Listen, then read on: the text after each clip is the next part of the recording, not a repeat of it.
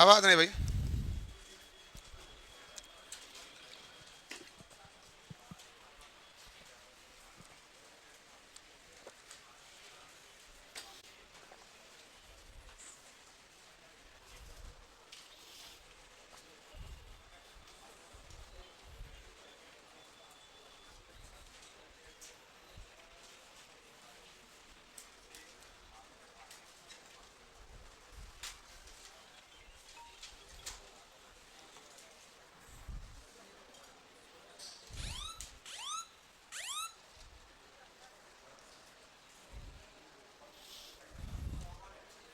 हो गया भाई सवाल? सब निकालो, सब सोल्व करो, सबकी कॉपी चेक करेंगे अभी। जरूरी सवाल है।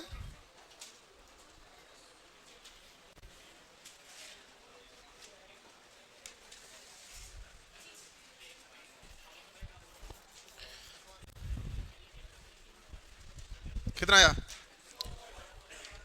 हैं? कल नहीं आया? आना ही चाहिए था।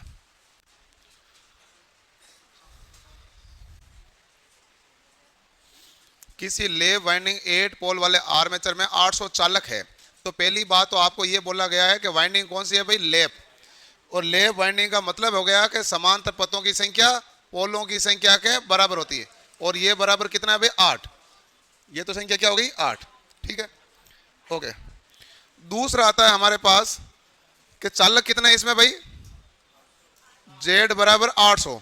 चालक की संख्या कितनी है? 800। फ्लक्स प्रति पोल प्रति प्रति फ्लक्स का मान कितना है? 15 मिली वेबर। यदि आर्मेचर की घूर्णन गति कितनी है? 500। और पूछा क्या है? ई। सिंपल सवाल है, बहुत आसान सवाल है। इस बहुत आसान सवाल को सभी खुद से सोल्व करें और 100 वोल्ट उत्तर प्राप्त करें, है कि नहीं भाई? अगला सवाल आएगा, अच्छा सवाल आएगा, उसमें आप अपनी बुद्धि लगाना पूरी। ये है केवल बेसिक है। तो अब ये सवाल है, यदि सिंपल सवाल है तो आप क्या कहेंगे भाई? ई बराबर 5ZN बटा 60 गुणा P बटा A। 5ZN बटा 60 गुणा P बटा A। ठीक है, तो हमारे पास फ्लक्स का मान कितना? 15 मिली वेबर। मिली का मतलब 10 की घात माइनस का 3। जेड चालकों की संख्या कितनी है? 8। घूर्णन गति कितनी है? 500 बटा कितना है भाई? 60 इंटू पोल की संख्या कितनी है? 8। समांतर पथ भी कितने हैं? 8। ये तो 8 से 8 क्या हो गए? कैंसल। ठीक है, अब देखो कि आपके पास 1 जीरो 2 जीरो और 3 जीरो है। 3 जीरो 10 की घात माइनस 3 से क्या हो गया? कैंसल। 15 को 60 में भाग दिया कितनी बार गए? 4 बार। 4 का 8 में दिया कितनी बार गए? 2 बार। और 50 इंटू 2 कितना आया? 100। हो गया भाई, सिंपल ही है।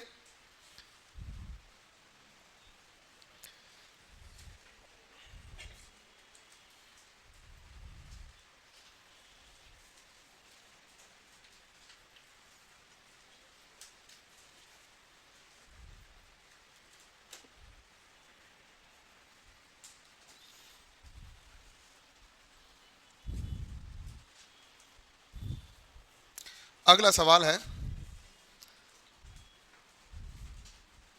अगला इधर इधर आ गया, इधर आना है। यह है सवाल।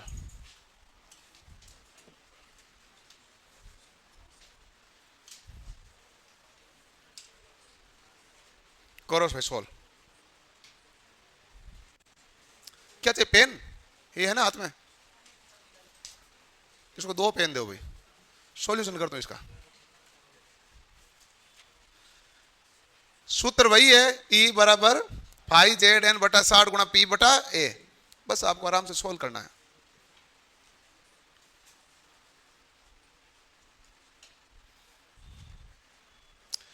ये सवाल परीक्षा में आया हुआ है कि नहीं है? आया हुआ है। यदि किसी ने रामायण पढ़ी थी, कौन सा लोड वगैरह लिखा हुआ आया होगा कभी सामने।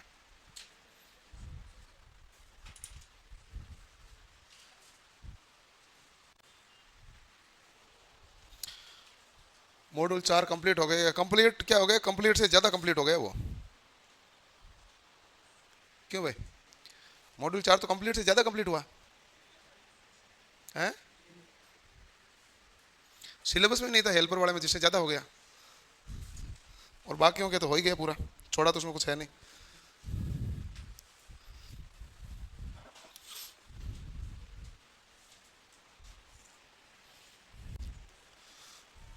हमें कोई जल्दबाजी नहीं है, आराम से करो आप, 5 मिनट ले 10 मिनट ले, उतर आना चाहिए, किधर भी नहीं जाना है। मशीन है, डीसी जनरेटर है, वैसे भी थोड़ा सा ध्यान देने वाली चीज है। डीसी मोटर, डीसी जनरेटर विशेष रूप से ध्यान देने वाली चीज है, बिल्कुल हवा हवाई कुछ नहीं इधर।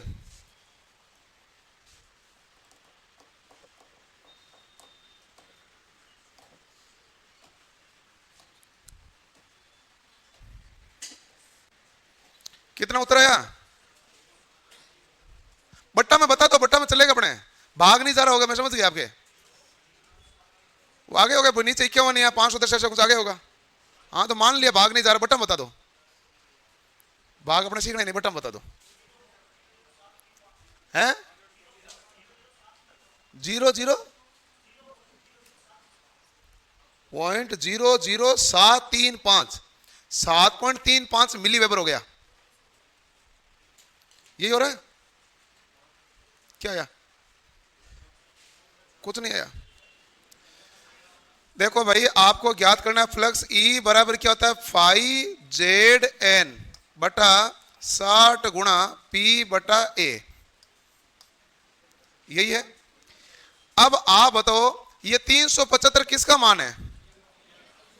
तो E की जगह मैं 375 लिख दूं। फाई तो पूछा भाई, ज्ञात करो, यही कहा है। गुणा आया जेड, भाई जेड तो निकालना पड़ेगा। ये कह रहा है कि आर्मेचर में स्लॉट कितने हैं, 51, और प्रत्येक स्लॉट में चालक कितने हैं, 20। आपको पता चल गया कितने खांचे हैं, टोटल 51, एक खांचे में चालक कितने हैं, 20। तो कुल चालक की संख्या कितनी हुई है? 51 गुणा 20 बराबर 1020। ये समझ आया कि नहीं है? टोटल खांचे कितने हैं, 51, एक खांचे में कितने चालक, 20, टोटल कितना हो गया 51 गुणा 20 यानी 1020 इंटू एन क्या है, नंबर ऑफ टर्न कितने हैं, 1500 बट्टा क्या है भाई 60। पी पोल कितने हैं, 4, और वाइंडिंग कौन सी है, वेव वाइंडिंग है। तो समांतर पथों की संख्या कितनी है, समांतर पथों की संख्या कितनी है, 2, ये लिख लो 2। अब देखो 2 से काटा तो यह आया 2, 0 से काटा तो 0, 6 से काटा तो आया 25, 25 से इधर काटा तो आया 15, 25 गुणा 15 375। अब ये तो काटा पीटा हो गया। अब देखो क्या बचा बना, फाई बचा ना इधर, तो 15 बराबर फाई गुणा 1020 गुणा 2, यही बचा। तो फाई बराबर क्या आएगा, 15 बट्टा 1020 गुणा कितना है 2, ठीक है। अब ये किससे कटेगा भाई, 3 से, 5 से, 5 से काट देते हैं, ये पूरा 15 से कट जाएगा क्या, कट ही रहा है क्योंकि 3 से ही कट रहा, 5 से कटा वो तो 15 से भी कटेगा। 15 का भाग देते हैं, 15 छक्के 90, पीछे बचे 12 120, 15 8 120, यही हुआ। 68 इंटू 2 कितना हुआ, देखो 70 इंटू 2 140, तो ये हो गया 136 वेबर। अब इसका देना भाग, अब ये तो आप भाग दे दो, ये सही है ना, गुणा गड़बड़ तो नहीं हो गई, सही है, ठीक है। एक में भाग गया नहीं आया 10, 10 में भी नहीं गया 0 आया, 100 में नहीं आएगा 0, 1000 में जाएगा 13 5 65 13 78 13 7 91, 7 बार गया है ना भाई। तो 1000 है, इसको 7 से गुणा किया, 7 संग 42, 80 लगी 4, 13 7 91 और 4 कितना हो गया 95, पीछे कितने बच गए 48, 48 में हो गए 480, 13 2 26, 13 51, कहाँ जा, 3 बार कहाँ जा रहा, 2 बार जा रहा मेरे तो, से घटे सही ना, 7 संग 42 4 13 13 7 91, 3 बार जा रहा है, 13 3 39 ही तो होता है, 13 3 39, ठीक है, 3 बार 6 3 हो गए 18, 39 और 1 40, ये हो गया आपके पास 72। तो अब कितनी बार थे, 13 5 65,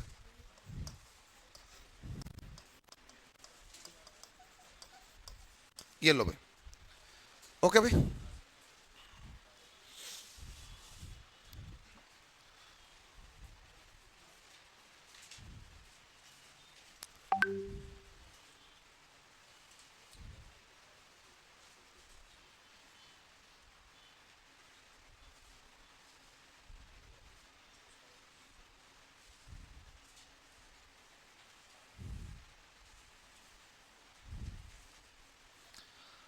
लिख लिया भाई?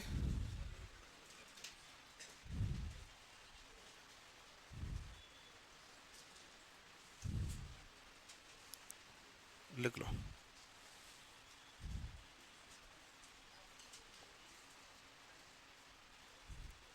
पेन चेंज करने पर आया उत्तर? नहीं। चलो भाई आगे देखते हैं। अब देखते हैं जनरेटर का वर्गीकरण। ठीक है।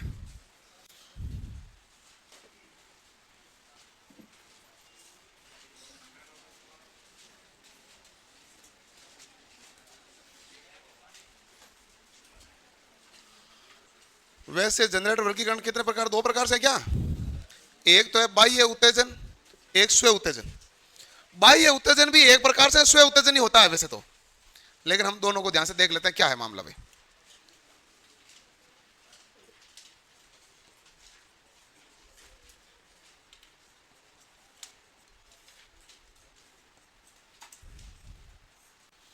बाह्य उत्तेजन प्रणाली। अगला है हमारे पास स्व उत्तेजन प्रणाली।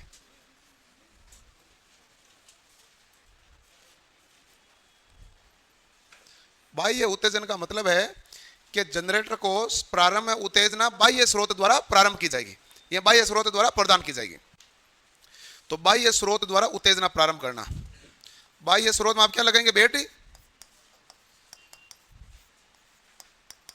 बाह्य स्रोत द्वारा उत्तेजना प्रारंभ, उत्तेजना प्रदान करना। उत्तेजना प्रणाली कितने प्रकार की होती है भाई? तीन। कौन सी है? एक तो होता है सीरीज जनित्र,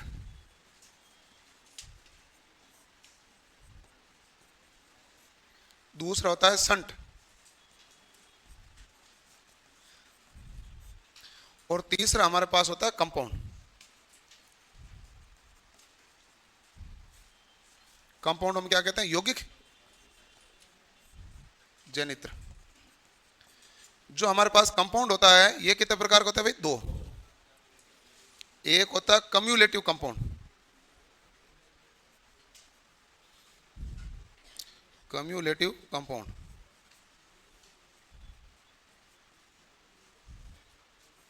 कम्युलेटिव कंपाउंड का मतलब संचयी यौगिक।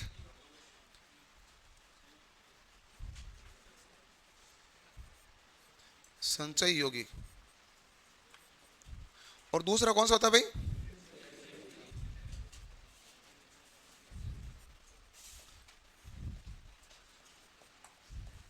डिफरेंशियल कंपाउंड यानी विभेद यौगिक। नहीं, विभेद यौगिक। ठीक। अब ये दोनों ही है ना, ये हमारे दो प्रकार के होते हैं। एक होता है लॉन्ग संट और दूसरा होता है शॉर्ट संट। ये हमारे पास विभेदी भी होता है और कम्युलेटिव भी होता है, ये दोनों प्रकार के होते हैं। तो बताइए जनरेटर वर्गीकरण दो प्रकार, एक बाह्य उत्तेजना प्रणाली पर और एक होता है स्व उत्तेजना प्रणाली पर। जो स्व उत्तेजना प्रणाली है, क्या कहां चला गया वो? आ तो गया। हाँ भाई, जो हमारे पास स्व उत्तेजना प्रणाली है, एक तो होता है सीरीज जनरेटर, एक होता है संट और एक होता है कंपाउंड। कंपाउंड जनरेटर दो प्रकार होते हैं, कम्युलेटिव कंपाउंड और डिफरेंशियल कंपाउंड। कम्युलेटिव और डिफरेंशियल दोनों में ये लॉन्ग संट और शॉर्ट संट होता है। तो ये करो आप इसका वर्गीकरण।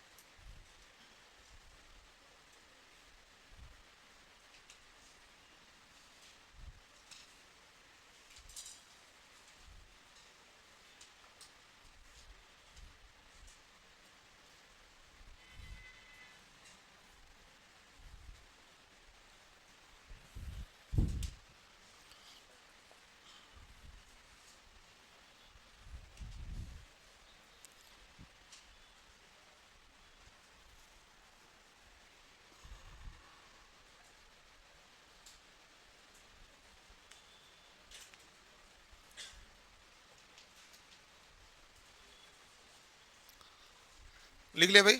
हमारे पास जनरेटर बाह्य उत्तेजना प्रणाली होती है, दूसरी स्व उत्तेजना। बाह्य उत्तेजना यानी बाहर से बैटरी लगानी पड़ेगी और बैटरी द्वारा इसको एक्साइटेशन प्रदान करना पड़ेगा। स्व उत्तेजना प्रणाली में इसके खुद के पास ही शुरुआत में चुंबकीय गुण मौजूद रहेंगे, जिसके कारण ये उत्तेजना प्रदान कर लेगा। ये क्या कहलाता है? स्व उत्तेजना प्रणाली।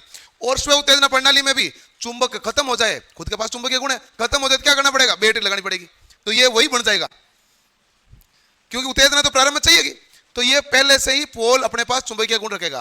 पहले से जो चुंबकीय गुण रखते हैं उसे बोला जाता है अवशिष्ट चुंबकीय गुण, ये बोला जाता है ना भाई। तो हमारे पास एक सीरीज प्रकार का होता है, संट होता है, कंपाउंड होता है। ओके भाई,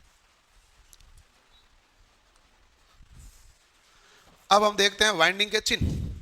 अलग अलग वाइंडिंग के अलग अलग चिन्ह हैं। सबसे पहले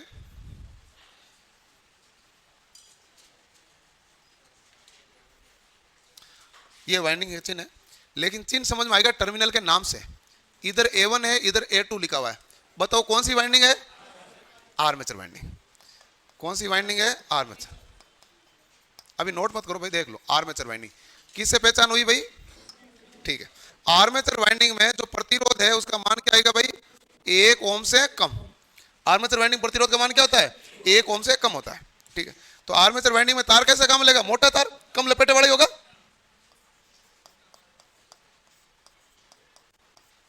मोटा तार, कम लपेटे लिख दो बोले। कम लपेटे लिखो मत लिखो, ये कोई जरूरी तो नहीं है। ये तो है हमारे पास आर्मेचर का। अभी आप देखते जाना भाई। दूसरा है, यदि ए नहीं देके मैंने यहां पर B1 और B2 लिख दिया, अब बताओ क्या है?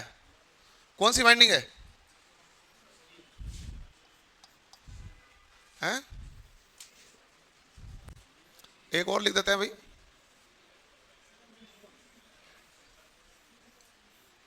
एक C1 और C2 है। C से तो पता चल गया कंपनसेंडिंग। ए से क्या होता है? आर्मेचर। सी से क्या हो गया? कंपनसेंडिंग।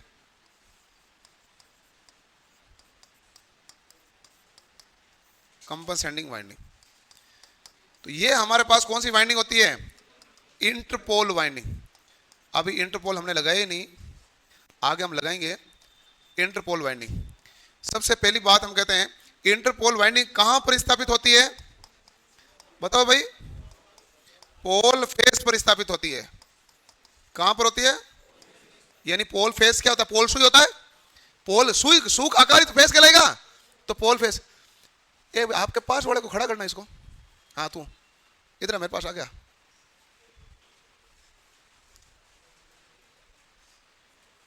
इधर इधर इधर। क्या काम है इधर? तू कुछ काम नहीं है तो चला जाए यहाँ से। पढ़ना है? ऐसे पढ़ते हैं? कैसे पढ़ते हैं? शाणे हो? नहीं हो, होते तो पढ़ ही लेते। इधर ही बैठ जाओ, कॉपी लेकर आ जा। वापस कभी पीछे दिखना मत, मैं अब की बार मार दूंगा थप्पड़ तेरे। मैंने सोचा कोई 2 मिनट हो गई, 3 मिनट हो गई, पंचायती करने लगा। आगा किस चीज की पंचायती करता थी? क्या आता तुझे बता पहले बता। हमारे पास कंपाउंड वाइंडिंग कितने प्रकार की होती है? यह कंपाउंड जनरेटर कितने प्रकार का है? 2 प्रकार का होता है। कौन सा है? और लॉन्ग शंट और शॉर्ट शंट होता है। कम्युलेटिव और डिफरेंशियल नहीं होता है। वो किस में आएगा? कम्युलेटिव और डिफरेंशियल किस में आएगा? स्व उत्तेजित जो जनरेटर है वो कैसे काम करेगा? उसको उत्तेजना कहां से मिलेगी? स्व उत्तेजित जनरेटर को उत्तेजना कहां से मिलेगी? बाहर से मिलेगी। तो फिर भाई उत्तेजना कहां से मिलेगी? ध्यान रहना चाहिए ना। मैंने 2 बार 3 बार इग्नोर किया था। हाँ भाई, इंटरपोल वाइंडिंग कहां पर स्थापित होती है? पोल फेस पर। पोल फेस पर हमारे पास कौन सी वाइंडिंग होती है? इंटरपोल। अब इंटरपोल वाइंडिंग होती है तो इसके बारे में जैसे मान लो नए बच्चों को पता भी नहीं है क्या है, छोड़ो, पुराने वाले एक इसका अच्छा गुण बता दो। इंटरपोल वाइंडिंग को कनेक्ट कैसे करते हैं? जोड़ते कैसे? आर्मेचर के श्रेणी क्रम में विपरीत ध्रुवता से। आर्मेचर के श्रेणी क्रम में विपरीत ध्रुवता से। ठीक है, ये मान लिया आपकी बात भाई। आर्मेचर के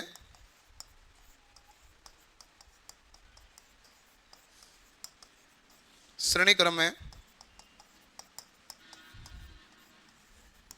विपरीत ध्रुवता से। तो बताओ कंपनसेटिंग वाइंडिंग को कैसे जोड़ते हैं? इसको भी आर्मेचर के श्रेणी क्रम है।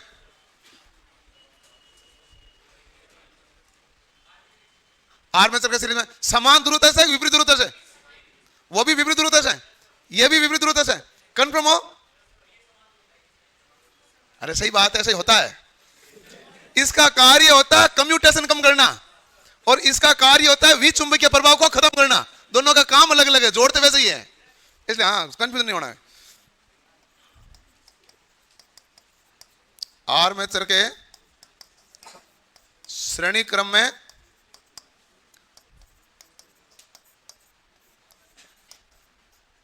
विपरीत ध्रुवता से संयोजित। ठीक है, हमारे पास क्या हो गया भाई, आर्मेचर के श्रेणी क्रम में विपरीत ध्रुवता के साथ संयोजित करते हैं। वो कौन सी वाइंडिंग है हमारे पास? Compensating winding. इसका कार्य क्या होता है? यहां हम लोग कहते हो कि आर्मेचर रिएक्शन के कारण होने वाले विचुंबकीय प्रभाव को दूर करने के लिए।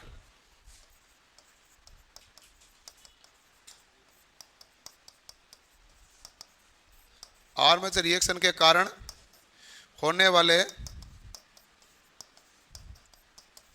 विचुंबकीय प्रभाव को दूर करना। विचुंबकीय प्रभाव को दूर करना किसका कार्य है? Compensating winding. तो तीन तो हमने वाइंडिंग बढ़ा दी।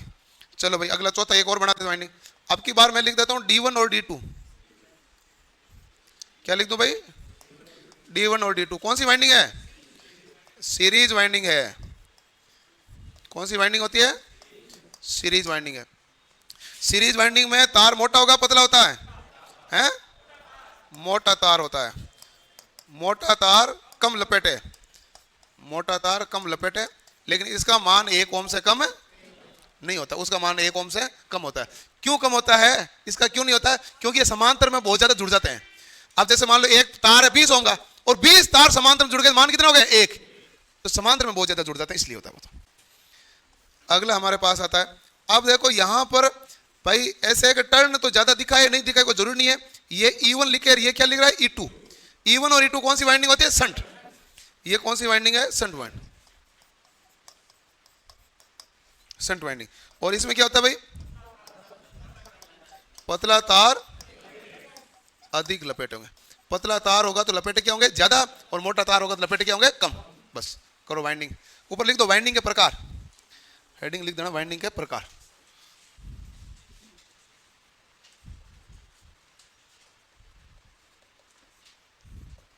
ये हम इसमें पढ़ेंगे तो पांचों हमारे काम ही आएगी, डीसी में, जनरेटर में है। इंटरपोल वाइंडिंग कैसे जोड़ते हैं? समान ध्रुवता से जोड़ी जाती है। क्यों? समान ध्रुवता से जोड़ने का कारण क्या होता है?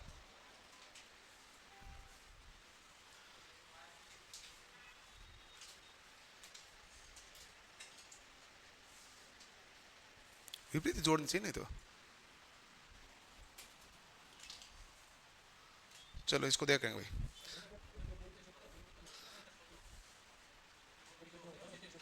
हाँ, इंटरपोल की संख्या मुख्य पोल के बराबर होती है। इसमें हमारे पास जो समान तो नहीं होना चाहिए वैसे तो। समान होने का मतलब है हमारे पास आर्मेचर के चुंबकीय फ्लक्स में सहायता प्रदान करेंगे तो हमारे पास कुल फ्लक्स का मान बढ़ेगा। कुल फ्लक्स का मान बढ़ेगा तो चुंबकीय गुण बने रहेंगे। लेकिन कम्यूटेशन का प्रभाव होता है कि स्पार्किंग को कम करना। स्पार्किंग को कम करने का मतलब धारा घटाना है। देख लेंगे, इंटरपोल पढ़ेंगे तब देख लेंगे, कनेक्शन करेंगे तो।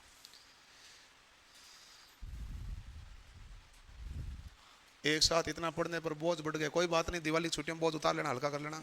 आपके पास टाइम ही टाइम है भाई, बोझ का कोई लफड़ा ही नहीं है।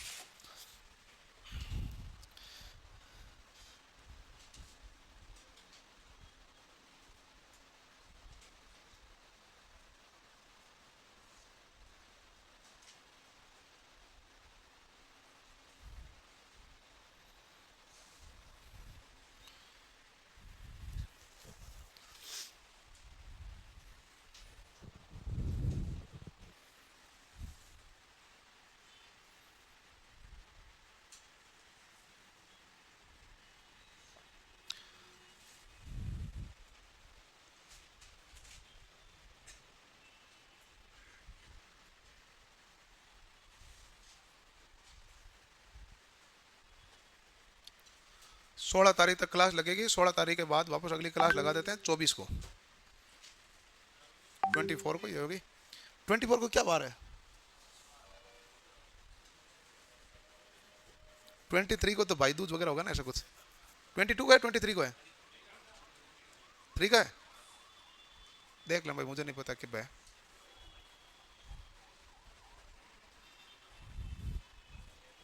क्या बार है, हैं? शुक्रवार है 24 को।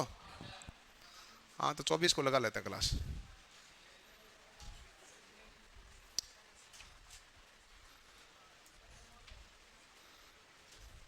क्या है कि हेल्पर वालों से मुझे उम्मीद है कि 24 को आ जाएंगे, लोको पायलट वालों से तो मुझे ऐसा उम्मीद है भी नहीं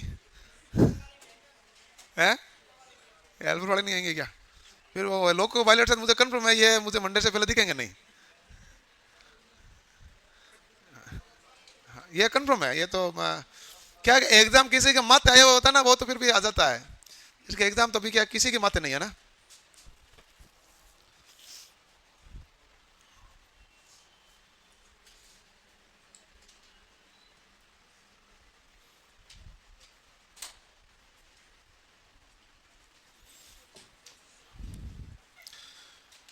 हमारे पास हो गया आर्मेचर वाइंडिंग।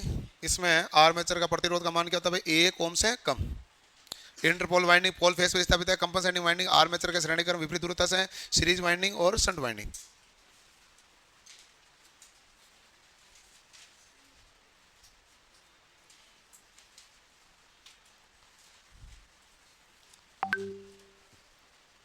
लिख लिया भाई।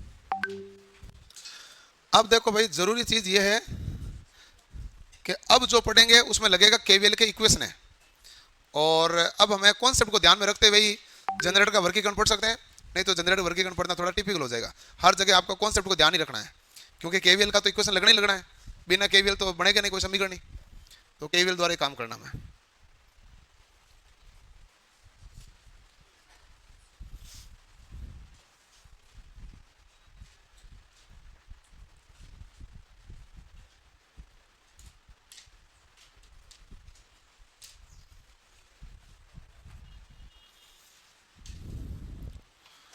हो गया भाई?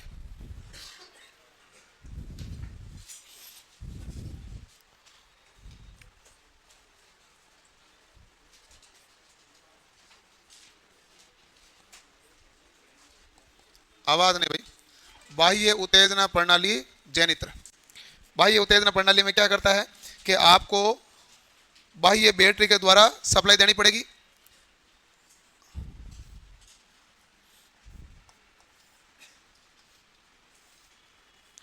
ये हमारे पास है कोयल,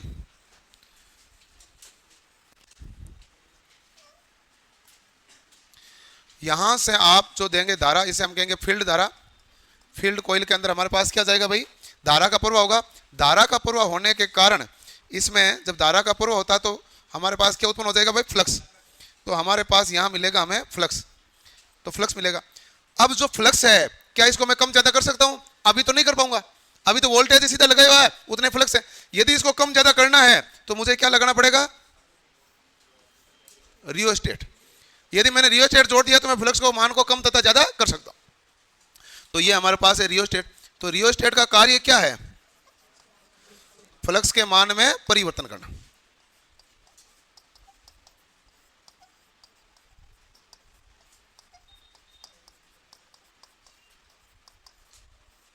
फ्लक्स के मान में परिवर्तन किया जाता है रियोस्टेट द्वारा ना भाई। ओके, क्योंकि हमारे पास क्या होता है? फ्लक्स होता है धारा के समानुपाती। जैसे रियोस्टेट में प्रतिरोध का मान बढ़ाओगे धारा घटेगी, तो हमारे पास प्रतिरोध का मान बढ़ाने पर धारा क्या होगी? घटेगी। जब हमारे पास ये धारा घटेगी तो फ्लक्स का मान भी क्या हो जाएगा? कम। तो प्रतिरोध का मान बढ़ा के फ्लक्स को घटा सकते हैं। अब ये बाह्य उत्तेजना प्रणाली है, तो आपने अलग से बाहर से बैटरी जोड़ी है, और ये जो बाहर से बैटरी जोड़ी है ये आप सप्लाई किसको देंगे भाई? इसको कोयल को। तो यहाँ फ्लक्स उत्पन्न हुआ, यहाँ चारों ओर जो फ्लक्स उत्पन्न हुआ वो फ्लक्स, इस फ्लक्स को कौन काटेगा? आर्मेचर। जो फ्लक्स उत्पन्न हुआ भाई है, इस फ्लक्स को कौन काटेगा? आर्मेचर। आर्मेचर इसे डायरेक्ट कनेक्टेड है क्या? नहीं, चुंबकीय फ्लक्स से जुड़ा हुआ है, क्योंकि ये चुंबकीय फ्लक्स यहाँ है। इस चुंबकीय फ्लक्स को कौन काट रहा है? आर्मेचर। आर्मेचर यदि चुंबकीय फ्लक्स काट रहा है तो आर्मेचर में क्या प्रवाहित हो जाएगा भाई? धारा। ये हमारे पास कौन सी हो जाएगी भाई? आर्मेचर की धारा इसमें प्रवाहित होगी। और अब ये जो सप्लाई है हमारे पास किस में जाएगी भाई? लोड में। हमारे पास किस में जाएगी? लोड। ये हमारे पास लोड रेजिस्टेंस। अब आर्मेचर का भी तो थोड़ा रेजिस्टेंस होता है, आपने लिखा ना आर्मेचर रेजिस्टेंस मान कितना था? 1 ओम से कम। अब वैसे तो कहीं दिखता तो है नहीं, वो तो आर्मेचर के अंदर है। अब मैं उसको इंडिकेटिव करने के लिए क्या बना दूं? बाहर। बाहर वैसे कभी बनाया नहीं जाता है, लेकिन आपको वो समझाने के हिसाब से मैं क्या बना देता हूं इसको? बाहर। और ये मान हमारे पास कौन सा प्रतिरोध है भाई? आर्मेचर का।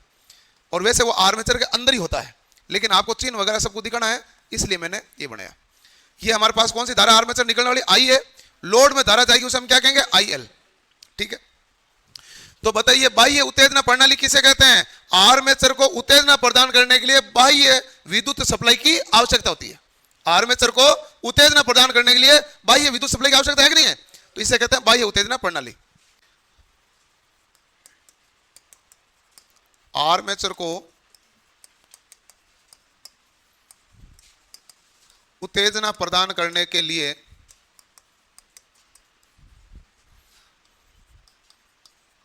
बाह्य विद्युत स्रोत की आवश्यकता होती है।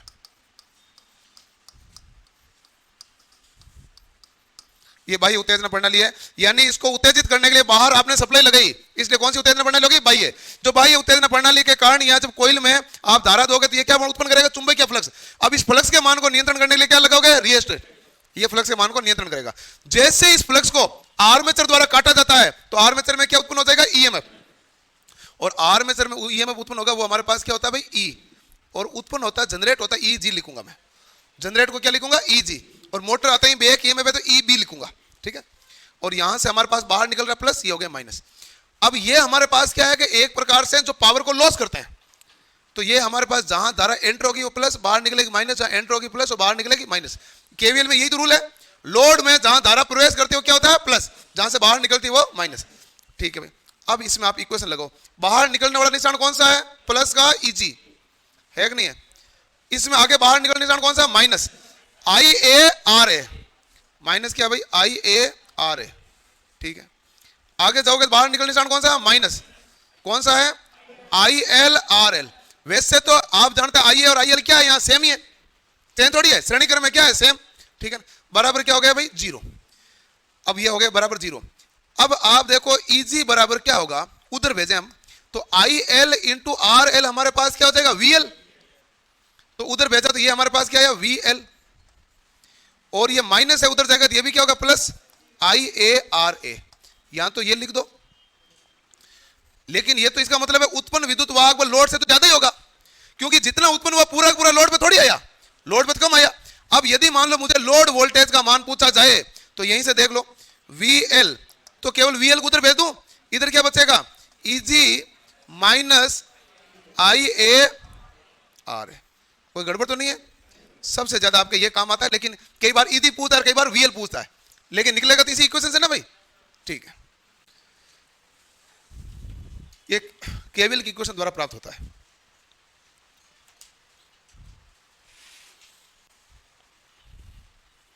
इसका हम अभिलक्षण पढ़ेंगे नहीं, क्योंकि इसका अभिलक्षण सेम वही होता है जो शंट जनरेटर का होता है, तो मैं शंट जनरेटर के अंदर वापस पढ़ूंगा, तब अभिलक्षण शंट का ही पढ़ूंगा। और वैसे कहा यह भी जाता है कि बाह्य उत्तेजना प्रणाली तो इमरजेंसी में काम लेते हो, वैसे तो स्व उत्तेजना प्रणाली लेनी चाहिए। स्व उत्तेजना प्रणाली में क्या होता है? पोल में अपशिष्ट चुंबक तो होता है, जब वो खत्म हो जाता है तो यहां तो कुछ समय के लिए पोल में जोड़ दो और चुंबक तो वापस दे दो, और यदि पोल चुंबक तो नहीं ले रहा तो अलग से आप स्टार्टिंग करने के लिए लगा दो। स्टार्टिंग के लिए तो लगाया जाता है, उसके बाद कोई काम नहीं इसका। स्व उत्तेजना प्रणाली उत्तेजना स्टार्टिंग के लिए होती है, शुरुआत में एक्साइटेशन प्रदान। एक्साइटेशन का मतलब यही है, जोश भरना कि तू पढ़ सकता है, तू हेल्पर बन सकता है। ऐसे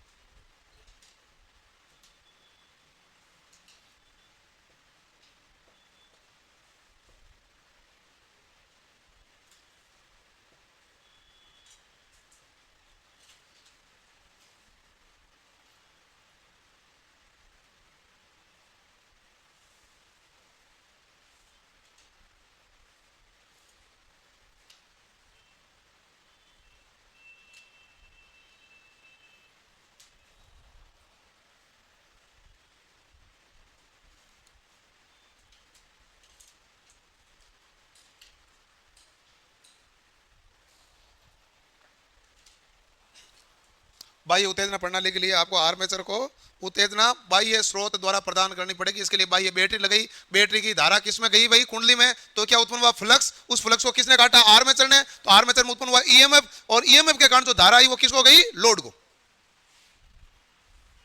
और इस फ्लक्स को नियंत्रण करना है तो किसका प्रयोग करोगे, रियोस्टेट का।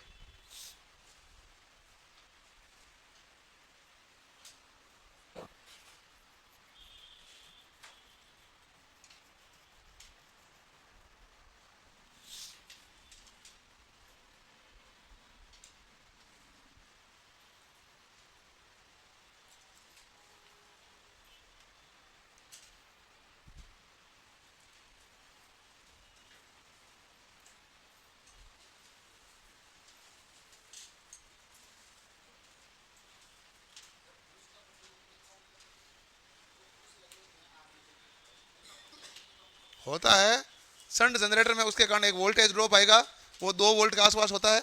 और वैसे अपना न्यूमेरिकल जब भी सवाल है वो दिया हुआ है, नहीं दिया है तो 2 वोल्ट मान लेते हैं, और नहीं तो फिर लिखना पड़ता है आइडियल ब्रूस है, या ब्रूस का नाम ही मत लिखो तो 2 मानो ही मत, और नहीं तो ब्रूस का देता है तो 2 वोल्ट खुद दे देता खुद से।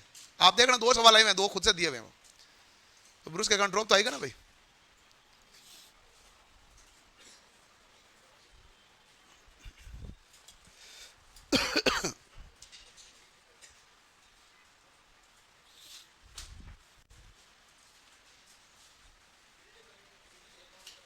है फील्ड की करंट है, जो फील्ड की धारा, फील्ड की धारा लोड पर इसमें कहां डिपेंड कर रही है, नहीं कर रही है। इसमें फील्ड की धारा केवल हमारे पास वोल्टेज पर डिपेंड कर रही है, जिसके कारण फील्ड धारा आएगी। इसको नियंत्रण करना तो रियोस्टेट लगाओ, है ही नहीं, उसके लोड से लोड बढ़ाओ घटाओ, इसको कोई फर्क पड़ा, कोई फर्क नहीं पड़ा।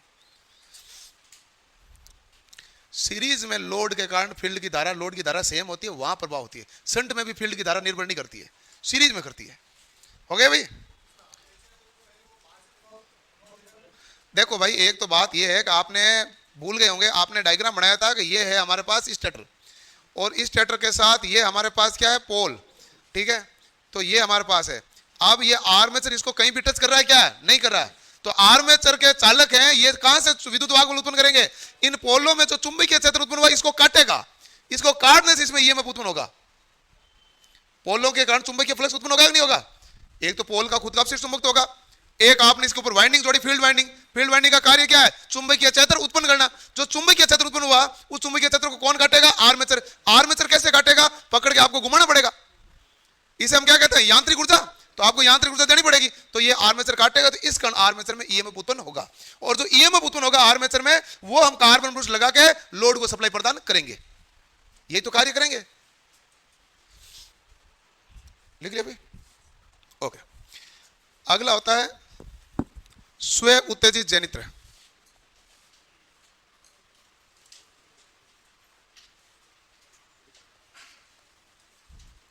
जनित्र क्या, जनरेटर क्या हो, शर्तें क्या है इसकी। स्व उत्तेजित जनरेटर बनने के लिए आवश्यक शर्त होगी ना, स्व उत्तेजित कैसे बनेगा। तो आप कहेंगे सबसे पहले कि इसमें पोलों में अवशिष्ट चुंबक तो होना आवश्यक है। यदि पोल में अवशिष्ट चुंबक तो नहीं है तो यह स्व उत्तेजित जनरेटर कार्य नहीं करेगा, और आपको क्या लगाना पड़ेगा, बाह्य उत्तेजना। तो आपको सबसे पहले क्या लिखोगे,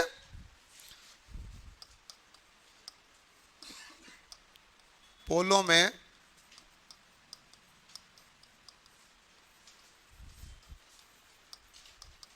अवशिष्ट चुंबक तो होना आवश्यक है। अवशिष्ट चुंबक तो क्या होता है भाई, किसी पदार्थ को चुंबकीय क्षेत्र में रखने पर चुंबकीय गुण धारण करता है, और उस पदार्थ को चुंबकीय क्षेत्र हटा लेने पर भी जो चुंबकीय गुण उसके अंदर पड़े रहते हैं, शेष बचे रहते हैं, उसे हम क्या कहते हैं, तो अवशिष्ट चुंबक कहते हैं। यानी पोल में चुंबकत्व का कुछ गुण होना जरूरी है उत्तेजना के लिए। यदि मान लो अवशिष्ट चुंबक तो नहीं है तो सेल्फ स्टार्ट नहीं होगी। तो इसका मतलब आवश्यक शर्तें पूरी होनी जरूरी है। अवशिष्ट चुंबकत्व खत्म होने पर पुनः कैसे करते हैं, बाह्य स्रोत जोड़ दो, या फ्लैशिंग विधि। फ्लैशिंग विधि क्या होती है, कुछ समय के लिए बैटरी जोड़ के और इसको क्या कर दो, आवेशित चुंबकीय गुण धारण करा दो।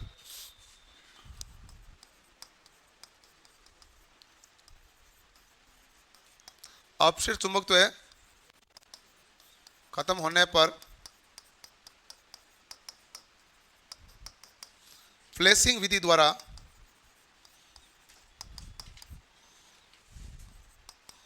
पोलों को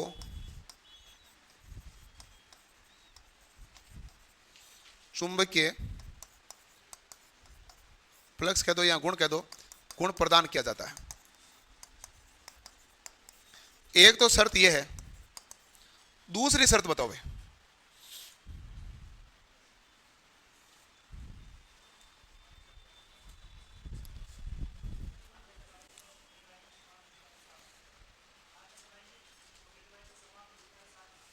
आर्मेचर वाइंडिंग और फील्ड वाइंडिंग समान ध्रुवता से। ये क्या है कि ये ना लफड़ा, इसमें एक सवाल आया था तो उसने कहा आर्मेचर वाइंडिंग फील्ड वाइंडिंग समान ध्रुवता से होनी चाहिए।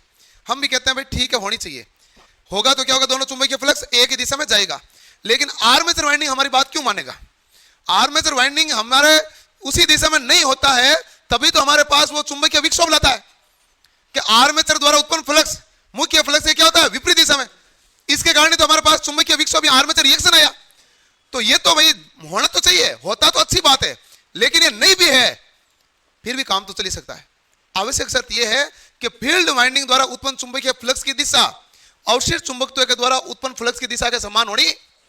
अब बताओ क्यों? क्योंकि यदि मान लो इसकी भाई इसका अवशिष्ट चुंबकत्व में तो कम ही फ्लक्स है, अब ये फ्लक्स इसका उत्पन्न हुआ इस दिशा में, और फील्ड वाइंडिंग ने जो फ्लक्स उत्पन्न किया वो इस दिशा में उत्पन्न कर दिया विपरीत, तो विपरीत करने पर अवशिष्ट चुंबकत्व को क्या कर देगा, खत्म। तो वापस कभी आगे से स्टार्ट होने लायक बचेगा ही नहीं, क्योंकि अवशिष्ट चुंबकत्व इन्होंने क्या कर दिया, खत्म। अवशिष्ट चुंबकत्व खत्म करने के लिए आप क्या लगा था, निग्रहिता, कोरिसिविटी।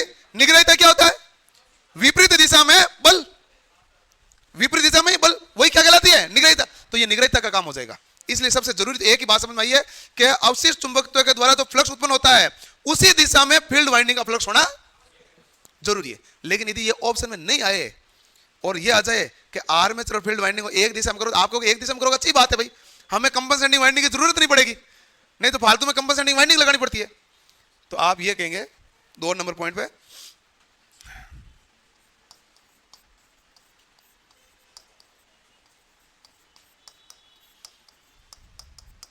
फील्ड वाइंडिंग द्वारा उत्पन्न फ्लक्स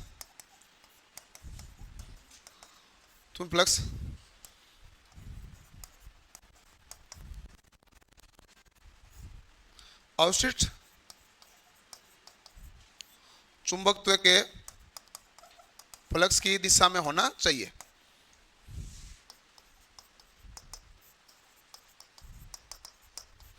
पॉइंट समझ में आया कि नहीं है? दूसरा कि फील्ड वाइंडिंग द्वारा जो चुंबकीय फ्लक्स उत्पन्न होगा वो अवशिष्ट चुंबकत्व के फ्लक्स की दिशा में होना जरूरी है। यदि ऐसा नहीं हुआ तो पोल का अवशिष्ट चुंबकत्व क्या हो जाएगा, खत्म हो जाएगा। तो सबसे पहली बात है, कनेक्शन ये जरूरी है कि इसके द्वारा उत्पन्न फ्लक्स है अवशिष्ट चुंबकत्व के फ्लक्स की दिशा में होना चाहिए, ताकि आगे भी इस प्रकार का कार्य स्टार्ट करने वाला होता रहे। ठीक है, बाद में लिख लेना, ध्यान से देख लो, कहां जाओगे, समझ में आ गया तो ठीक है, नहीं आया तो बैठना। मैंने आपको कहा था यही अब समझने वाली चीजें अब आएगी सारी। ये डीसी है, ढंग का होता है, एसी में क्या होता है, पॉइंट होते हैं, समझने वाला मामले डीसी में आया। इसमें तीसरा क्या पॉइंट है भाई, बताओ भाई, किसका, फील्ड वाइंडिंग का, आर्मेचर वाइंडिंग का, फील्ड वाइंडिंग का। तो फील्ड वाइंडिंग का प्रतिरोध क्रांतिक प्रतिरोध से कम कि ज्यादा, कम होना चाहिए। कारण क्या है, प्रतिरोध कम होगा तो धारा ज्यादा बहेगी, धारा ज्यादा बहेगी तो फ्लक्स उत्पन्न क्या होगा, ज्यादा। यदि क्रांतिक प्रतिरोध उससे कहते हैं कि उस प्रतिरोध से ज्यादा फील्ड का प्रतिरोध हो गया तो धारा क्या बह जाएगी, कम, और उतना ही फ्लक्स उत्पन्न होगा जिससे ये स्टार्ट हो ही नहीं सकता। क्रांतिक प्रतिरोध उसे कहा ना भाई, यहां तो क्रिटिकल मामला हो गया, तो हमारे पास क्रिटिकल से यदि रेजिस्टेंस कम होगा तो हमारे पास क्रिटिकल से ऊपर धारा बहेगी, और धारा क्रिटिकल से ऊपर बहेगी तो फ्लक्स उत्पन्न क्या हो जाएगा, ज्यादा, और हमारे पास स्वयं उत्तेजित जनरेटर है, चालू हो जाएगा। तो तीसरी कंडीशन है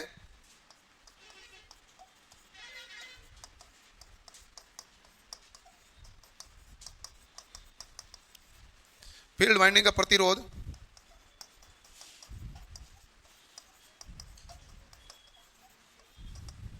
क्रांतिक प्रतिरोध से कम होना चाहिए। और चौथा है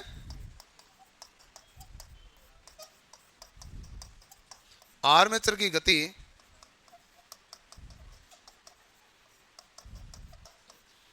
क्रांतिक गति से। अब बताओ क्रांतिक गति से का मतलब क्या है कि आर्मेचर ने, आपने कहा भाई क्या ऐसे कहते हैं कि ट्रैक्टर का धक्का दो तो आप धीरे धीरे धीरे धीरे धीरे धीरे धक्का दे रहे हो, तो वो आप धीरे धीरे भले खेत के एक सिरे से दूसरे सिरे तो चालू होगा क्या वो, तो आपको उसको धक्का क्रिटिकल जो गति है उससे तो ज्यादा ही जाना पड़ेगा। यही आर्मेचर का चाहता है कि आर्मेचर ये मैं उत्पन्न करो, आप कह रहे हैं मैं घुमा तो रहा हूं उसको, यही है कि मैं घुमा तो रहा हूं लेकिन आपकी गति उसमें क्या है, कम। गति कम होने के कारण इसमें ये उत्पन्न नहीं होगा, तो आपको गति क्या करनी पड़ेगी, ज्यादा। ज्यादा करोगे तो इसमें ये उत्पन्न होगा, उसके बाद वो अपना आप चलने लग जाता है, ऐसा करता है ना भाई। तो ये मामला है। तो आर्मेचर की गति क्रांतिक गति से अधिक होनी चाहिए तभी ये उत्पन्न होगा, कम होगा तो ये उत्पन्न नहीं होगा। नहीं होते रिक्शा वाले रिक्शा चालू करते हैं ना 1 2, हाँ ऐसे, वो इसीलिए करते हैं कि उसकी गति क्रांतिक गति से अधिक होनी चाहिए, कारण यही होता है। करो नोट।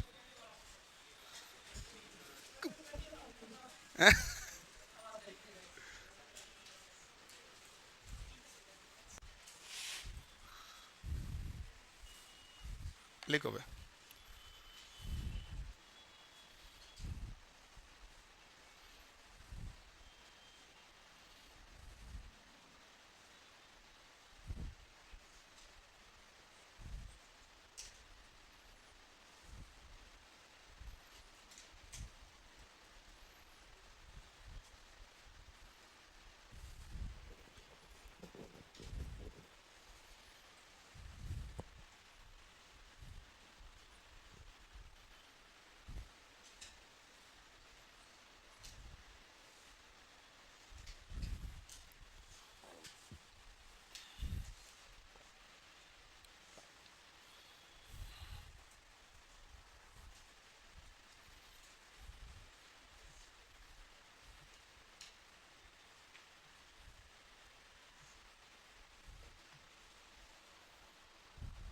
तो फील्ड वाइंडिंग द्वारा उत्पन्न फ्लक्स अपशिष्ट चुंबकत्व के फ्लक्स की दिशा में होना जरूरी है, और यदि मान लो फील्ड वाइंडिंग का फ्लक्स आर्मेचर फ्लक्स दोनों एक ही दिशा में होता है तो और द बेस्ट है, अच्छी बात है ना भाई, सही दिशा में घूमेगा।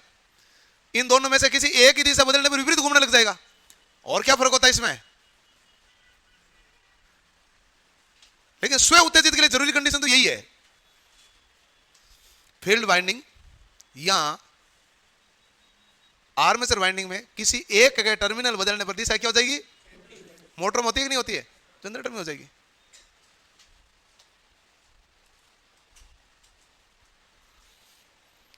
एग्जाम कब तक होंगे, एग्जाम अभी नहीं होंगे, अभी एग्जाम में टाइम है,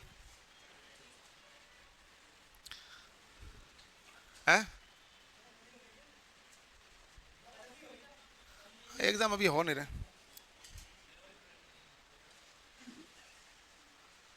जनवरी से पहले नहीं होंगे,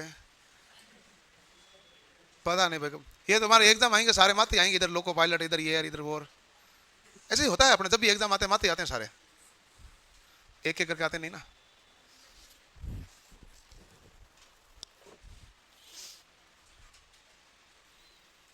तो आप छुट्टियों में बहुत अच्छे से पढ़ देना, छुट्टियां अच्छी है, पढ़ भी अच्छे से लेना, फायदा इसी में।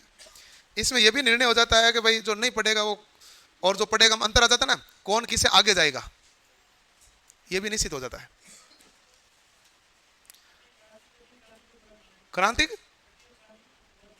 वापस समझो, देख क्रांतिक गति तो मैंने आपको सिंपल इतना अच्छे से समझा दिया, फिर क्या समझाऊं। देख जैसे मान लो अपने पास एक फील्ड वाइंडिंग है, चुंबकीय फ्लक्स जो भी है, आपने ये पढ़ा यांत्रिक ऊर्जा से क्या बनेगी, विद्युत ऊर्जा। तो इसका मतलब आपने जनरेटर का हाथ, तो आपको क्या घुमाना पड़ेगा, तेजी से घुमाना पड़ेगा। किस स्पीड से, ऐसी स्पीड से जहां ईएमएफ उत्पन्न होना प्रारंभ हो जाए, तो उस गति से, ऊपर वाली गति से घुमाना पड़ेगा, उसे हम क्या कहते हैं, क्रांतिक प्रतिरोध। समझ गए।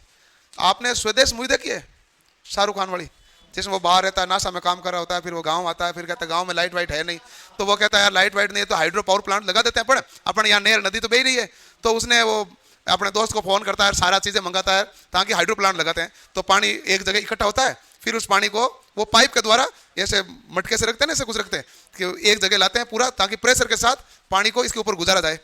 तो जब वो शुरुआत में पानी वहां से आता है ऊपर वाले हौज से नीचे की तरफ टरबाइन के ऊपर गिरता है, लेकिन बिजली जलती, तो फिर उसको पता चलता है कि जो पाइप है उसमें कचरा फंस गया है, इसलिए पानी उसमें कम आ रहा है कि नहीं है। तो फिर वो पानी के अंदर जाता है और उसमें से कचरा बाहर निकालता है, फिर पानी आता है तेजी से आता है, तो टरबाइन घूमती है तेजी से घूमता है, तो बल्ब चमकता है। और सबसे पहले बल्ब चमकता है किसने देखा, बूढ़ी डोगरी ने, है कि नहीं है? तो वो गति कौन सी चाहिए? क्रांतिक। टरबाइन तो पहले भी घूमी थी लेकिन धीरे धीरे घूमी थी, उसके कारण ईएमएफ उत्पन्न नहीं हुआ। तो एक न्यूनतम गति चाहिए जो ईएमएफ उत्पन्न करने के लिए जरूरी है, उसे हम क्या कहते हैं? क्रांतिक। यही है मामला। फील्ड वाइंडिंग का प्रतिरोध के बारे में बता दिया था मैंने। क्या होता है? यदि प्रतिरोध ज्यादा है तो धारा क्या रहेगा? कम। और धारा कम रहेगा तो फ्लक्स उत्पन्न क्या होगा? कम। और फ्लक्स इतना कम उत्पन्न हुआ कि आप कितने तेजी से घुमाओ, जब फ्लक्स ही कम है तो ईएमएफ उत्पन्न होगा क्या? तो फ्लक्स क्या होना चाहिए? ज्यादा। फ्लक्स ज्यादा होना चाहिए तो धारा भी क्या होना चाहिए? ज्यादा। धारा ज्यादा होना चाहिए, प्रतिरोध क्या होना चाहिए? कम। इस क्रांतिक प्रतिरोध से कम। ध्यान रह जाएगा। ओके, अगला होता है हमारे पास, हेडिंग डाल दो इसमें, शंट जनरेटर के बारे में पढ़ते हैं। स्व उत्तेजित।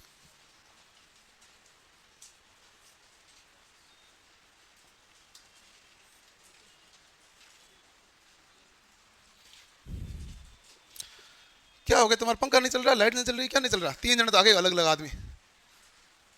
अब सही हो गया? अब हो गया? फाइनल नहीं हुआ? बस ठीक है। शंट जनरेटर क्या होता है? इसमें फील्ड वाइंडिंग को आर्मेचर के समांतर में जोड़ा जाता है, यानी कि शंट में जोड़ा जाता है, इसलिए शंट जनरेटर होता है।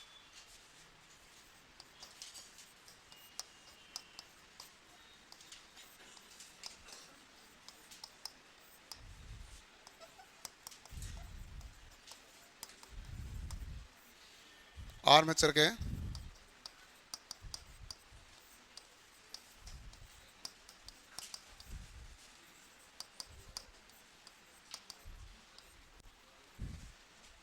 इसमें फील्ड वाइंडिंग को आर्मेचर के समांतर में जोड़ा जाता है।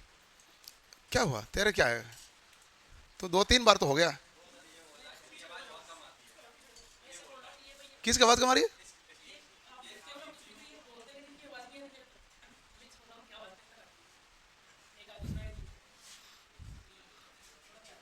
आप थोड़ा ठीक ही रहो भाई, आप परेशान नहीं हो, नहीं हमें परेशान करो।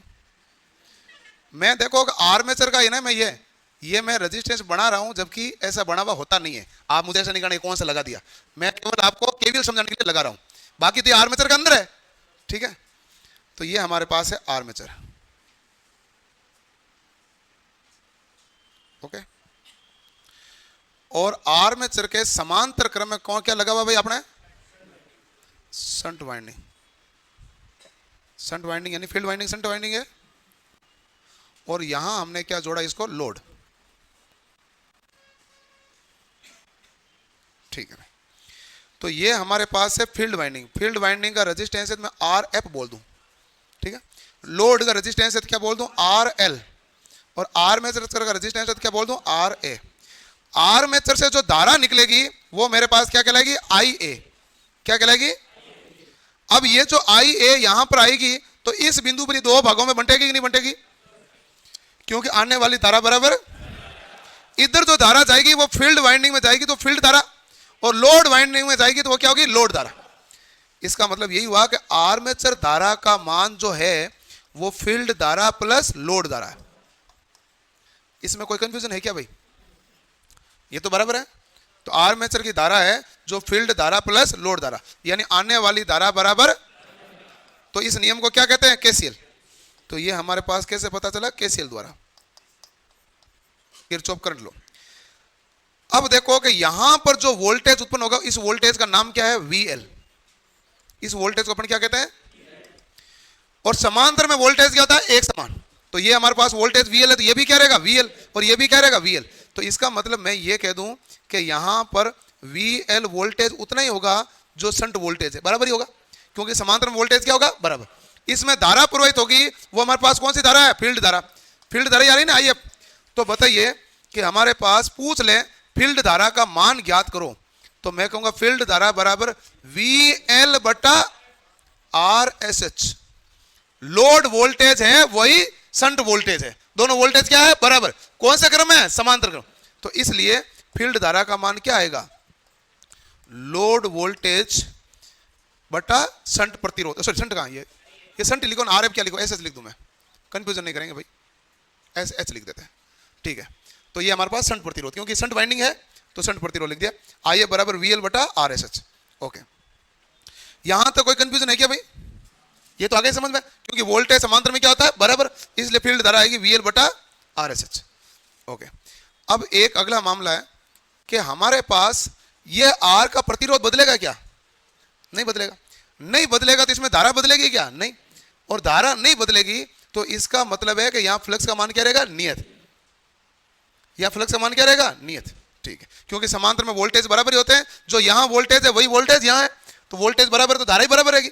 तो हमारे पास इसमें फ्लक्स क्या रहेगा? नियत। तो शंट वाइंडिंग में फ्लक्स नियत होता है।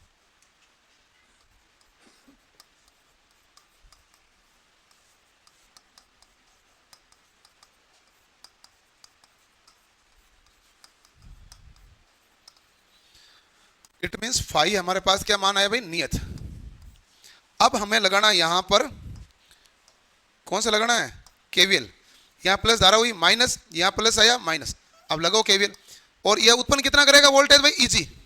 बताओ बाहर निकलते समय कौन सा है? प्लस का ईजी, आगे माइनस का आई ए आर ए, और माइनस का आई एल आर एल। ये देखो आई ए आर ए माइनस हुआ, माइनस का आई एल आर एल। ठीक है, बराबर क्या हो गया? जीरो। तो ये आई एल आर एल उधर चला गया, तो हमारे पास वो क्या बन गया भाई? वी। वी बराबर क्या बचेगा भाई? E G minus I A R. V हमारे पास कौन सा बना है? तो आप कहेंगे वी बना, वी लिखो चाहे वी एल लिखो, एक ही बात है। वी बराबर क्या हो गया भाई? आई एल गुणा आर एल। तो वी बराबर क्या हो गया? Easy minus I A are है। तो ये हमारे पास इसका सूत्र है, और यही सूत्र हमारे पास किसका आया था? बाह्य उत्तेजना का।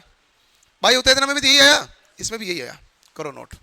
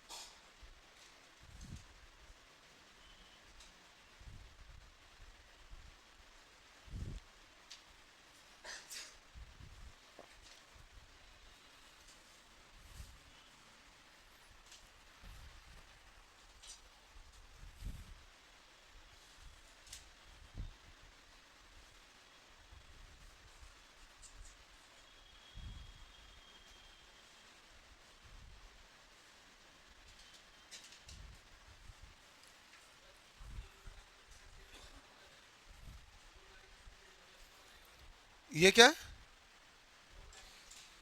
लोड बढ़ाएंगे तो ये वीएल आई एफ परिवर्तन हो जाएगा। जैसे मान लो लोड बढ़ो, ये तू यहां 5 ओम की जगह 10 ओम करेगा, लोड बढ़ाने पर लोड की धारा घटेगी, लेकिन वोल्टेज तो भी नियत रहेगा। लोड बढ़ेगा तो लोड की धारा घटेगी, लेकिन वोल्टेज थोड़ी बदलेगा। वोल्टेज तो इसका भी तो वोल्टेज इसके बराबर है। वो हम अभी बताएंगे आपको, उसे डुपिंग अभिलक्षण कहते हैं, जिसमें हल्का सा घटेगा। हाँ, वो आरे के कारण प्रभाव आएगा ना, हल्का सा आएगा, हल्का सा आता है, उसे डुपिंग अभिलक्षण कहते हैं, जो कहते हैं लोड अभिलक्षण नाम से अभी बताएंगे। उसके बारे में बात करो, डुपिंग के बारे में। हल्का सा घटना, लोड बढ़ाने पर हमारे पास हल्का सा प्रभाव आएगा, वो भी लिखा देंगे। लिखा क्या देंगे इसमें? बढ़ाएंगे भाई, दोनों डायग्राम बनाने पड़ेंगे ना।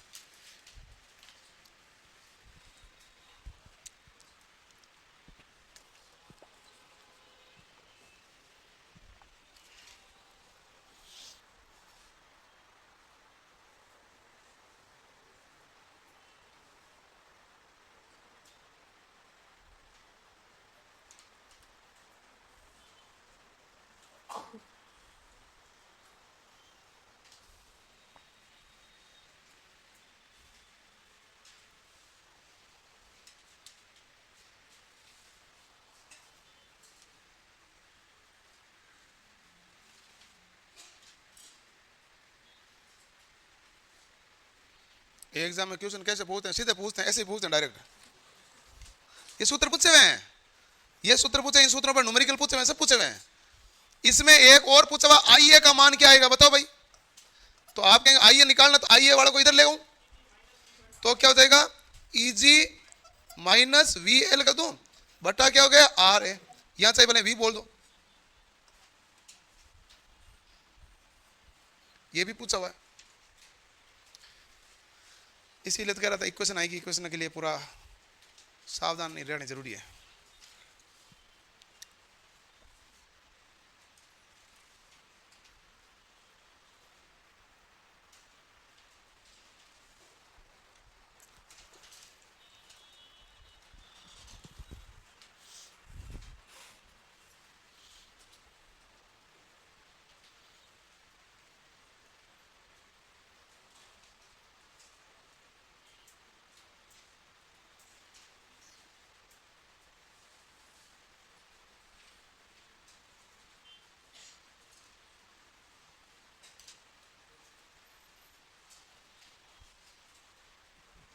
लिख लिया भाई, जल्दी करो बाकी क्या।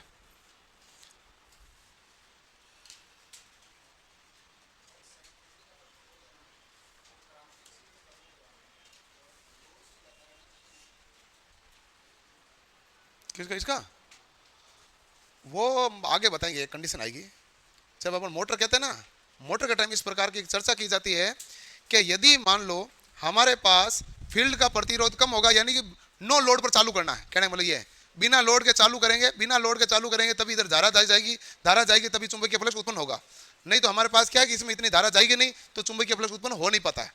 तो स्टार्ट करने के लिए पहले हम क्या करते हैं, नो लोड। मोटर में करते हैं ना, मोटर में करते हैं नो लोड और विथ लोड। सीरीज को कैसे करते हैं, विथ लोड। बिना लोड सीरीज मोटर को स्टार्ट नहीं करना चाहिए, और लोड जोड़कर ही शंट मोटर को स्टार्ट नहीं करना चाहिए, बिना लोड जोड़े करना चाहिए, क्योंकि लोड जोड़ के शंट स्टार्ट होगी नहीं, फ्लक्स मिलेगा ही नहीं इसको। और यदि मान लो सीरीज में लोड यदि नहीं जोड़ा तो गति भयंकर हो जाती है। दोनों अलग अलग कंडीशन है, मोटर में आएगी वो तो। इधर लिखो नहीं लिखो, इधर क्या लिखना, इधर तो अपना यही मामला अलग अलग बहुत आएगा। कौन ये ज्यादा हो गया, कैसे हो गया, कैसे हो जाए, पॉसिबल नहीं है ना। उत्पन्न ये कर रहा है, प्रदान ये कर रहा है, ये इसको दे रहा है, तो इसका ज्यादा होगा इसका कम होगा। मोटर होगी ना तो धारा उस समय अंदर आएगी तब ये ज्यादा होगा, इधर वाला कम होगा। अभी तो ये दाता ये है, इससे ज्यादा इसका कहां से लाओगे। मोटर में आता है, मोटर में क्या होता है, धारा का डायरेक्शन चेंज होती है नहीं होती है, आर्मेचर में धारा प्रवेश करेगी। तुम्हारे मुझे लगता है कि मोटर जनरेटर मिक्स हो रहा है। हाँ अब बताओ, चलो सिंपल करते हैं। यदि मान लो कि लोड का वोल्टेज आर्मेचर से ज्यादा हो जाए, हाँ फील्ड का रजिस्टेंस क्रांतिक प्रतिरोध से कम रहना चाहिए, लोड से ज्यादा रहना चाहिए। लोड का प्रतिरोध कम हो गया, लोड का प्रतिरोध कम हुआ तो लोड की धारा बढ़ गई, लोड का प्रतिरोध हुआ कम हुआ तो लोड की धारा क्या हो गई, बढ़ गई। अब हमारे पास इसकी धारा क्या हो गई, कम, इसकी धारा क्या हो गई, कम। और हम चाहते नहीं है कि फील्ड वाइंडिंग की धारा कम नहीं होनी चाहिए। यदि फील्ड वाइंडिंग की धारा कम होती है तो हमारे पास चुंबकीय फ्लक्स स्थापित नहीं कर पाते। सही मामला यह है, फील्ड वाइंडिंग में धारा प्रॉपर जाएगी तभी तो चुंबकीय फ्लक्स स्थापित होगा। आप एक सिंपल सवाल का उत्तर बताएं कि डीसी मोटर होती है, उसमें आप एक लाइन लिखते हैं कि हमेशा बिना लोड जोड़े शंट मोटर को स्टार्ट करना चाहिए, पढ़ते हैं नहीं पढ़ते, और सीरीज मोटर को लोड जोड़कर स्टार्ट करना चाहिए, यही पढ़ते हैं। बिना लोड जोड़े शंट क्यों स्टार्ट करते हैं, नहीं परिपथ तो पूरा मैं तो भी कर दूंगा। उसमें ऐसा होता है कि यदि आपने लोड साथ में जोड़ दिया तो धारा है कुछ लोड में जाएगी कुछ फील्ड में जाएगी, तो फील्ड में उतनी धारा जा नहीं पाएगी जिसके कारण चुंबकीय फ्लक्स स्थापित कर सकें। इसलिए हम कहते हैं एक बार लोड जोड़ो ही मत, धारा पूरी किस में जाने दो, फील्ड में, फील्ड ने चुंबकीय फ्लक्स स्थापित कर दिया, अब लोड जोड़ दो, वैसा कंडीशन है।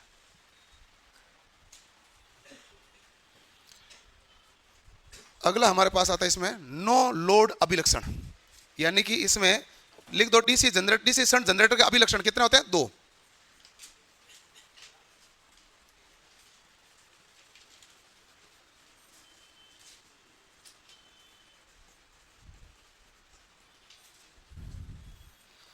पहला आता है हमारे पास नो लोड अभिलक्षण, यानी कि इसमें आपका लोड जुड़ा हुआ है क्या? नहीं। नो लोड अभिलक्षण होता है, इसका दूसरा नाम क्या होता है भाई? चुंबकीय अभिलक्षण।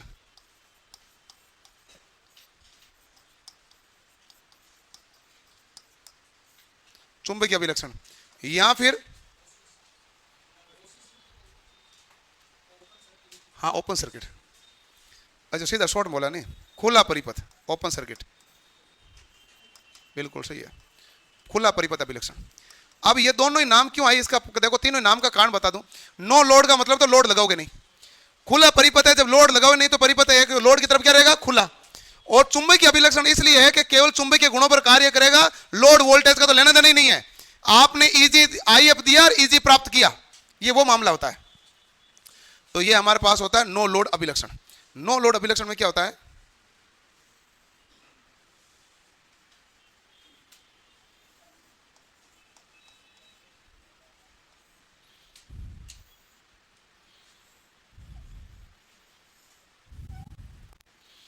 अब इसमें फ्लक्स को नियंत्रण करने के लिए क्या लगाना पड़ता है? रियोस्टेट।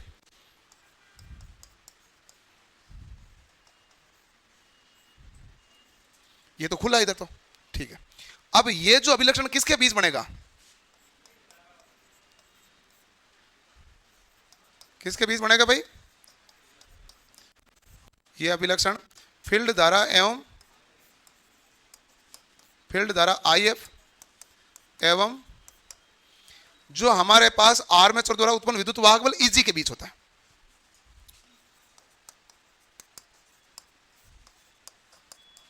आर्मेचर द्वारा उत्पन्न विद्युत वाहक बल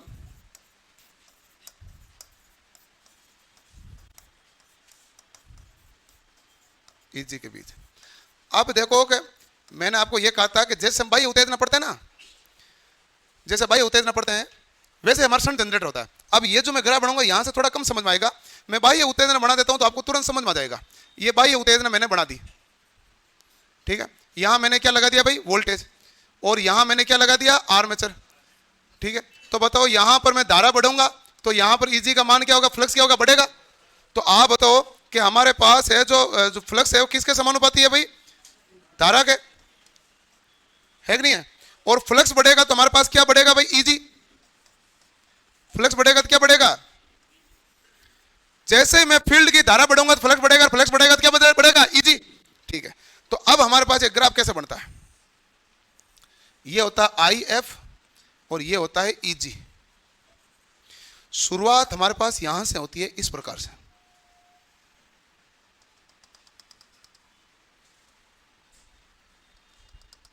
ठीक है भाई। शुरुआत यहां से इसलिए होती है, ये कहता है ईजी जीरो तो था नहीं पहले, कुछ तो ईजी का मान था। क्यों था? बिल्कुल, ये किसके कारण हुआ? अपशिष्ट चुंबकत्व के कारण।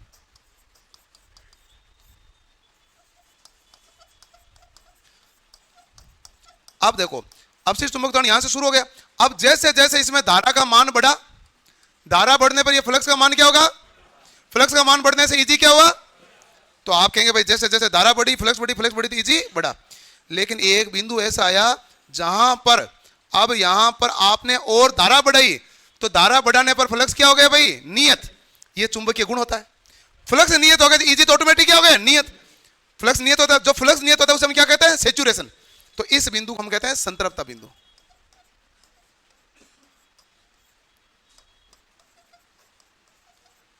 संतृप्तता बिंदु।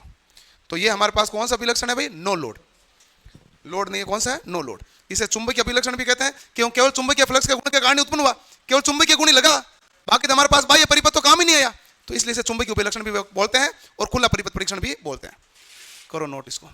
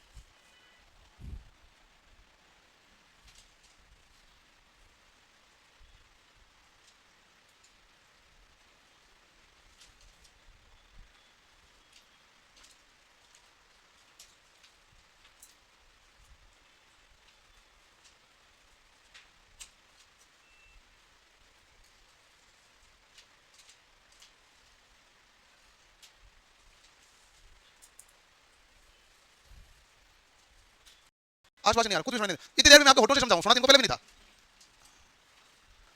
अगला देते हैं लोड विलक्षण। दूसरा कौन सा भाई?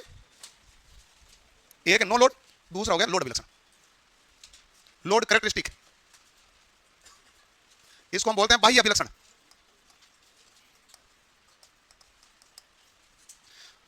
मशीनों में जहां भी जाते हैं हम कहते हैं लोड बढ़ने का मतलब लोड धारा होता है हमेशा, है ना भाई? लोड बढ़ाने का मतलब क्या होता है? लोड धारा। ठीक है, अब एक इक्वेशन लिखते हैं हमारे पास, आपने देखा था उसमें इक्वेशन क्या आई थी? आर्मेचर धारा है वो हमारे पास किसकी धारा के बराबर थी? लोड धारा प्लस फील्ड धारा, ये ठीक नहीं थी? दूसरी हमारे पास इक्वेशन एक और आई थी, वो था V बराबर Eg माइनस IA RA। ठीक है, मान लेते हैं कि RA है ही नहीं, मान लेते हैं कि RA है ही नहीं, तो यहां सबसे पहली बात है लोड अभिलक्षण किसके बीच बनता है ये बताओ। तो लोड धारा व लोड वोल्टेज के बीच लोड अभिलक्षण क्या है ना, यह है लोड धारा एवं लोड वोल्टेज के बीच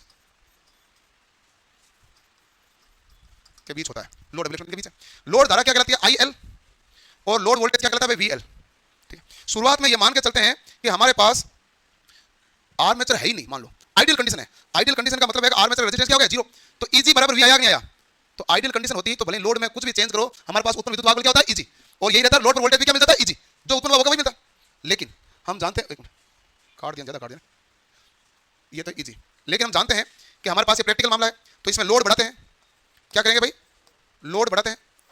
जैसे ही मैं लोड बढ़ाता हूं तो मैं इसके ऊपर दूंगा, लोड बढ़ाने का मतलब IL का मान बढ़ा, IL का मान बढ़ने का मतलब आर्मेचर की धारा, और आर्मेचर की धारा यदि मेरे पास यहां पर बढ़ती है, आर्मेचर बढ़ती है, तो वोल्टेज का मान क्या होगा?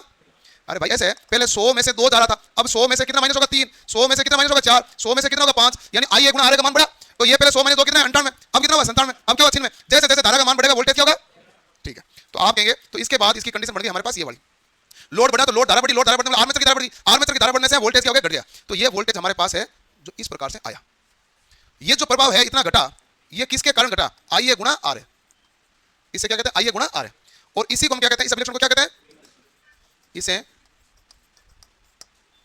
डूपिंग अभिलक्षण, इंग्लिश में ड्रॉपिंग लिखते हैं, ड्रॉप हो ना भाई, ड्रॉपिंग, इसे डूपिंग अभिलक्षण कहते हैं, ड्रॉपिंग कैरेक्टरिस्टिक। तो ये हमारे पास ड्रॉप किसके कारण हुआ भाई? IA गुणा RA, IA गुणा RA, जिसके कारण ड्रॉप हुआ। तो करो नोट भाई। तो ये किसके बीच बना लोड अभिलक्षण? लोड धारा एवं लोड वोल्टेज के बीच है। हाँ, स्लाइटली डिक्रीज हो गया ना, डूपिंग का मतलब स्लाइटली डिक्रीज मतलब धीरे धीरे कम हो रहा है, ये भी लिख लो भाई, यानी धीरे धीरे घट रहा है। स्लाइटली डिक्रीज का मतलब ये हुआ।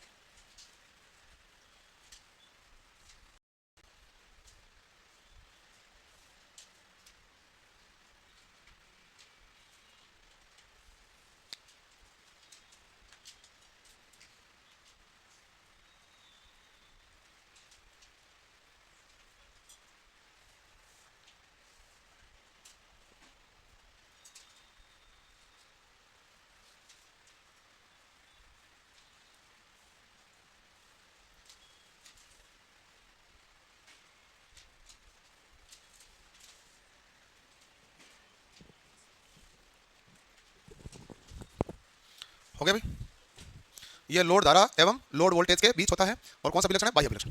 अब बस एक लाइन लिख लो, इसका उपयोग कहाँ होता है? लिखो उपयोग, नियत वोल्टेज, नियत फ्लक्स है, फ्लक्स नियत, वोल्टेज भी क्या है? नियत। कहाँ से ये बताओ? फ्लक्स हमारे पास है नियत, तो वोल्टेज भी क्या है? वोल्टेज ये कह दो, चाहिए कह दो, इजी। कहाँ लेते हैं? ये तो इलेक्ट्रोप्लेटिंग में, दूसरा, तीसरा MG सेट में, MG हेक्टर नहीं, क्या कर रहे हैं? कहाँ रहे हो? तो MG सेट होता है मोटर जनरेटर, 3 फेज मोटर लगाया जाता है, शंट जनरेटर लगाया जाता है। मेगर में काम ले सकते हैं, मेगर भी इसके सिद्धांत पर कार्य करता है, मेगर इस सिद्धांत पर कार्य करता है। हाँ, एक्साइटर, एक्साइटर मतलब नियत बेटे देता है ना, एक्साइटर उत्तेजक के रूप में, अल्टरनेटर में लेते हैं ना एक्साइटर। एक्साइटेड यानी उत्तेजक रूप में।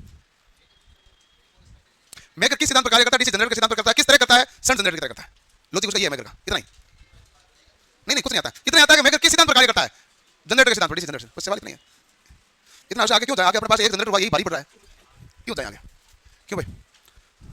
कल हम करेंगे सीरीज जनरेटर भी, सीरीज भी हो जाएगा, इसके न्यूमेरिकल भी करेंगे, कंपाउंड भी करेंगे। और कल है बुधवार, परसों हम कर देंगे आर्मेचर रिएक्शन, और जितना भी टाइम लगेगा वो जनरेटर परसों पूरा कर देंगे, ठीक है ना भाई? ताकि जनरेटर तक तो पूरा कर दें। आर्मेचर, आर्मेचर वोल्टेज और आर्मेचर धारा में आर्मेचर विलक्षण होता है।